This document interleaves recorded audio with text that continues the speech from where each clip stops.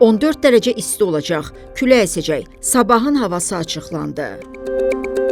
Bakıda və Abşeron yarımadasında martın 14-də havanın dəyişkən buludlu olacağı, arabir tutulacağı, əsasən yağmursuz keçəcəyi, lakin gecə və səhər bəzi yerlərdə zəif duman olacağı gözlənilir. Milli Hidrometeorologiya Xidmətindən reporta verilən məlumata görə sabah şimal-qərb küləyi, səhər cənub-şərq küləyi ilə əvəz olunacaq. Havanın temperaturu gecə 2-5, gündüz 8-13 dərəcə isti olacaq. Azərbaycanın əksər rayonlarında havanın əsasən yağmursuz keçəcəyi, lakin səhər və axşam bəzi şimal və qərb rayonlarında arabir yağıntılı olacağı, dağlıq ərazilərdə qar yağacağı gözlənilir. Duman olacaq, şərq küləyi əsəcək. Havanın temperaturu gecə 2-6, gündüz 9-14 dərəcə isti, dağlarda gecə 5-10 dərəcə şaxta, gündüz 3 dərəcə şaxtadan 2 dərəcəyə qədər isti olacaq.